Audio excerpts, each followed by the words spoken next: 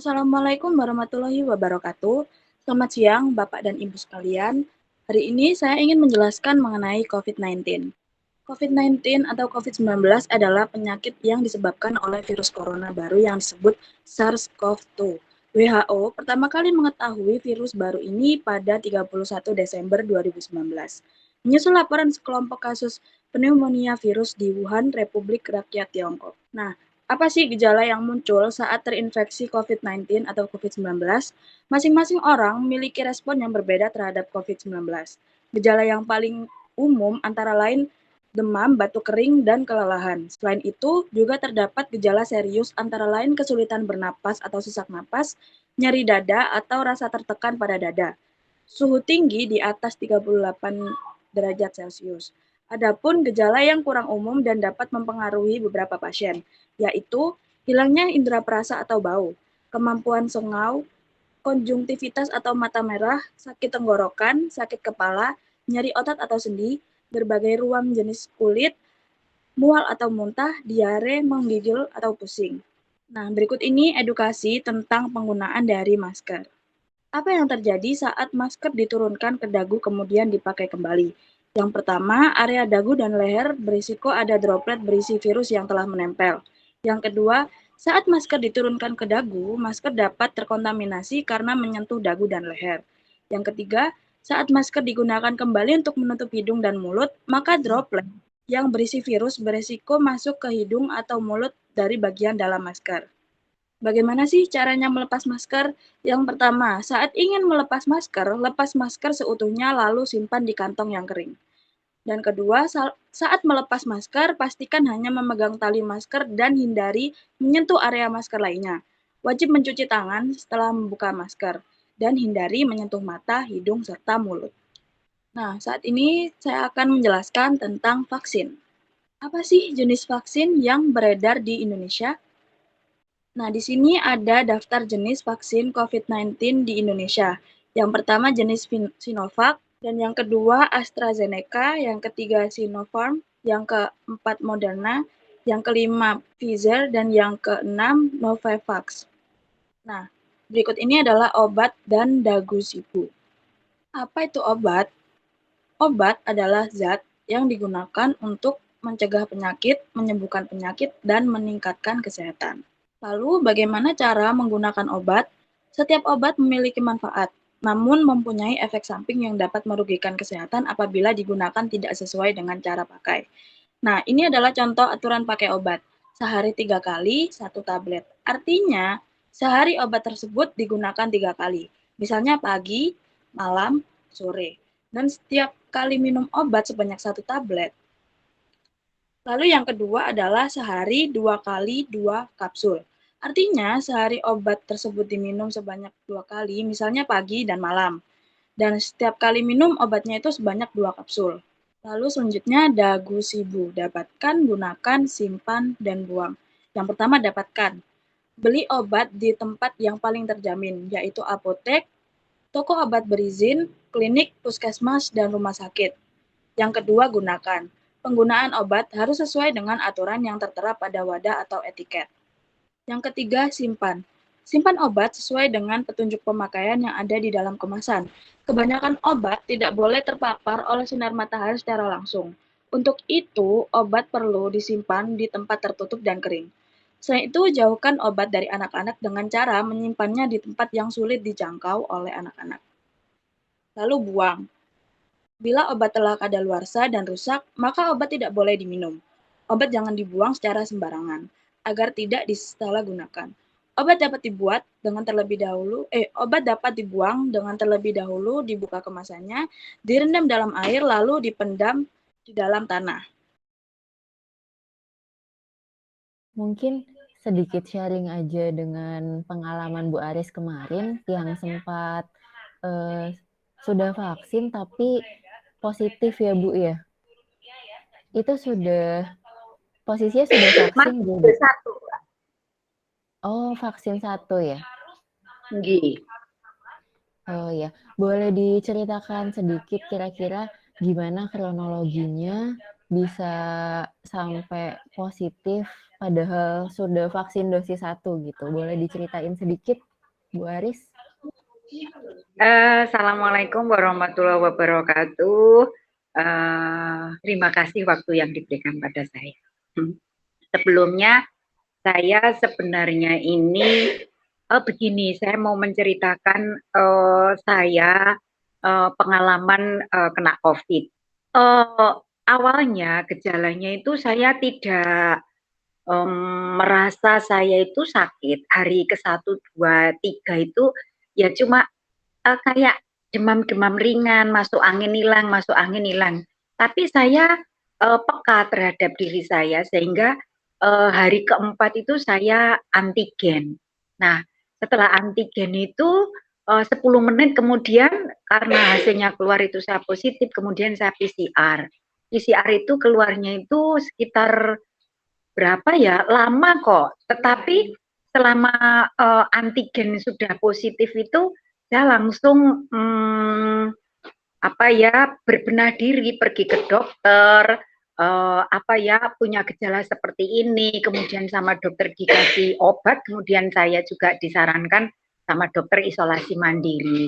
Nah, setelah itu saya isolasi mandiri, sebenarnya hari ke-5 dari hari ke-1, 2, 3 itu ke-4 saya PCR itu ke-5 itu saya mulai demam. Demamnya mulai agak tinggi, kemudian pusing, kemudian juga nyeri menelan, kemudian ada sedikit murus, kemudian pilek. Nah, kemudian itu sampai hari sekitar 3-4 hari panas itu. Sampai hari ke-8 ya, hari ke-9, ke-10 itu sudah mulai menurun panasnya. Mungkin beda orang juga beda kondisi ya, saya sekitar 3-4 harian. Nah, mulai hari ke-9 itu saya sudah mulai tidak bisa membau dan merasa. Kemudian itu saya mengalami total tidak bisa membau merasa itu hanya sekitar 2 hari ya. Kemudian hari ketiga, tetapi saya tetap jadi hari keberapa itu ke-11 saya tetap untuk melatih penciuman saya itu tetap saya kasih kayu putih karena saya berpikir memang harus dilatih gitu loh. Kemudian hari ke-11 itu sudah bisa mulai sedikit-sedikit, tetapi harus didekatkan. Kemudian hari lanjutannya seperti itu. Baru hari sekitar seminggu 10 hari baru agak nyata. Nah, sambil berjalan waktu itu saya hari ke-12, 13, 14 itu sudah mulai bagus karena di hari-hari pertama itu juga bukan hari pertama sih, hari ke-5, ke-6 itu nyerinya itu agak kenceng. Jadi kita makan bubur, saya makan bubur. Jadi memang harus dilawan, enggak boleh kita diem, harus melawan meskipun nggak enak sama sekali itu harus makan dan itu harus bahkan makan itu kalau bubur aja mungkin bisa 5 kali 6 kali ya karena kita harus sehat gitu. Nah kemudian hari keberapa ya, hari ke-15, 16 sudah mulai bagus, saya ke dokter lagi diminta untuk PCR lagi, tetapi karena pada waktu itu saya olahraganya kecapean, terlalu capek mungkin ya, saya itu kan muteri lapangan belakang puskesmas itu mungkin sampai sekitar 20-25 menit. Akhirnya sore itu agak panas lagi, agak demam lagi selama 2 hari. Tapi setelah itu ya sudah hilang. Akhirnya saya terus PCR, akhirnya hasilnya negatif. Tetapi untuk hari keberapa ya, mungkin hari ke-16, 17 ya. Tetapi untuk mengembalikan tenaga ini memang harus pelan-pelan. Nggak bisa kita yang sudah manula, ya bukan manula ya, saya sudah 52, 53, itu cepet-cepet kayak anak muda, itu nggak bisa. Memang perlu waktu, karena agak lemes, terus tenaga ini kayaknya itu nggak berkurang gitu loh, dan sampai sekarang pun kalau disuruh kayak seperti belum kena itu saya belum bisa. Mungkin kondisi orang beda-beda dan saya ditunjang karena saya itu ada penyakit lambung, penyakit emah itu. Nah, untuk untuk makanan pagi hari ini gejala yang saya alami. untuk makanan, saya pagi itu setelah saya sholat subuh itu saya minum kurma. Ini barangkali bisa berbagi ya. Jadi kurma itu 3, karena saya mohon maaf Muslim, saya mengikuti pengobatan Rasul itu pakai air panas, kemudian saya minum hangat-hangat. Setelah itu saya minum kalau makanan makan setelah itu saya VCO yang coconut oil itu, kemudian madu. Setelah itu saya telur. Jadi telur itu sehari itu saya 6 hari ke 1 sampai 7, karena telur itu protein tinggi, tapi tidak hanya telur, saya rasa ayam atau ikan yang ikan-ikan kayak ikan tongkol atau mujair itu. Tapi yang paling gampang menurut saya digodok 3 menit, kemudian ditaruh di air dingin 3 menit, sudah kita bisa makan. Jadi saya pakai telur itu. Nah, setelah telur pagi itu saya ya makan biasa, kemudian tapi sebelumnya enggak sih, ada pisang godok itu yang vitamin C-nya agak tinggi itu, sama waluh kuning, katanya waluh kuning itu imun tinggi. Jadi pengalaman teman saya itu saya pakai sama waluh kuning. Kemudian ya sarapan pagi seperti biasa, minum obat dokter, istirahat itu. Nah, kemudian untuk makan pagi, sore, siang ya sama. Kemudian kalau obat-obatan ya nyun sewu kembali, mohon maaf saya mengulangi ya, sesuai anuan dokter yang diberikan dokter.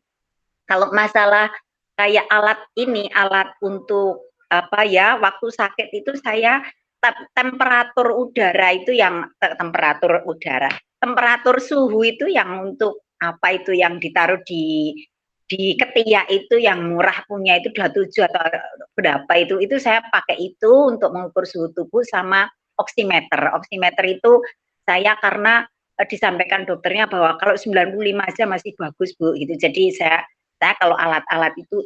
Kemudian untuk kalau seperti makanan, kalau olahraga, saya olahraga itu mulai hari ke berapa ya, panas mulai turun itu sekitar hari 9-10 itu saya olahraga ringan, habis bangun tidur saya kerjakan sehari itu mungkin pokoknya santai, mungkin 5 kali, mungkin 6 kali itu saya olahraga untuk menghirup itu udara itu saya menghirup dari hidung, saya keluarkan dari mulut. Saya hitung 5 kali, saya tahan, saya keluarkan dari mulut. Nah, sehingga saya ingin menjaga oksigen di dalam tubuh saya itu. Kemudian kalau masalah olahraga, kemudian berjemur. Saya tidak lupa setiap hari itu berjemur 15 menit, 20 menit itu. Kadang-kadang juga lebih dari itu. Nah, karena kalau berjemur itu enak gitu. Sehingga saya merasa lebih nyaman. Hari pertama, kedua, ketiga tuh masih belum ada gejala nggih Bu. Terus hari keempat baru mulai demam sampai 4 hari ya, hari ke-8, kemudian hari ke-9 sama 10 itu kehilangan indera penciuman ya. Nah, terus berarti setelah 10 hari ini masih bergejala terus ya. Terus hari ke-11 sampai 14 itu masih kehilangan indera penciuman atau ada demam lagi nggak Bu? Pada waktu hari ke-9, 10 itu seperti itu. Tapi hari ke-11 itu sudah ada mulai samar-samar. Ada hilang gitu. Tapi terus berlatih. Nah, kemudian itu sekitar sampai 10 harian saya Mbak. Hilang ada itu, tapi bertambah hari bertambah naik. Nah, kalau gejalanya untuk demam saya sudah tidak demam sama sekali. Alhamdulillah sudah tidak demam, sudah bisa beraktivitas sedikit-sedikit, misalnya ya tadi untuk bikin telur atau sedikit masak nasi meskipun pakai magicom. Kalau masak yang terlalu berat belum mampu, tapi yang paling ringan itu sudah bisa melakukan. Nah, tidak ada gejala sih, cuma waktu hari ke-16 kalau tidak salah itu mungkin saya terlalu sombong diri sehingga saya olahraga di lapangan belakang puskesmas itu yang di kecamatan itu yang segitu luasnya dan terlalu lama, mungkin muteri melaku cepat kayak saya sebelum kena COVID. Nah, itu mungkin kecapeannya di sana sehingga sorenya badan saya hangat lagi. Seperti itu, Mbak. Nggih, Bu Aris. Berarti sebenarnya sampai hari ke-10 terus udah pulih ya, kan memang harusnya isoman tuh 10 hari nggih, Bu. Ini jadi berapa hari total isoman, Bu Aris? Itu saya disarankan itu 10 plus 3. Jadi selama 10 hari, 10 hari kan kata dokter virus sudah melemah, sudah tidak menularkan. Tapi baiknya 10 plus 3, Bu. Tetapi enaknya ya 2 minggu, dokter bilang seperti itu. Nah, sebenarnya hari sampai ke-16, dari hari ke-8 itu saya sudah tidak ada demam. Karena mungkin saya salah kebablasan, terlalu capek kali ya. Itu sehingga saya demam lagi 2 hari. Demam lagi 2 hari dan itu saya terpaksa ke dokter lagi. Akhirnya dikasih obat lagi sama dokternya. Ya tentunya antibiotik itu. Jadi saya totalnya untuk isoman itu pas bersih itu kira-kira ya 20 harian ya, 20-21 hari kira-kira. Karena saya kan khawatir mau menularkan sama keluarga. Nggih. Kebetulan karena saya kan mohon maaf, saya kebetulan juga pengurus PKK di sini, saya sampaikan juga. Saya sampaikan khususnya ke warga Mulyorjo, RT 06 ya, RW 01, saya sampaikan bahwasanya kalau saya menyampaikan ke panjenengan bahwa COVID itu ada, jadi itu virus dan itu bukan aib ya, karena ini wabah. Dan bahkan saya pernah mendengar dari Ustadz, wabah itu kalau kita meninggal pun itu syahid. Jadi bukan aib, bukan sesuatu yang kejelekan pada kita, enggak, dan siapapun bisa kena. Oleh karena itu saya menghimbau panjenengan semuanya, khususnya warga RT 06, RW 01, jaga kesehatan. Ikuti anjuran pemerintah, harus prokes, harus apa, penyian lebih juga sangat tahu tentang hal itu. Terus kalau memang sudah ada gejala yang seperti saya sampaikan itu, segera untuk datang ke dokter. Tidak usah merasa sungkan atau minder dengan sakit ini, bukan. Ini sakit ini juga kalau kita orang kita di dalam agama bahwa sakit itu salah satunya kalau di Islam itu juga mengurangi kesalahan-kesalahan kita. Nah, itu segera konsultasi mungkin ke puskesmas atau ke dokter, monggo. Kemudian untuk untuk masalah kayak makanan atau apa, mungkin bisa menyampaikan ke dokternya. Jadinya harus melakukan apa gitu nggih. Itu yang bisa saya sampaikan.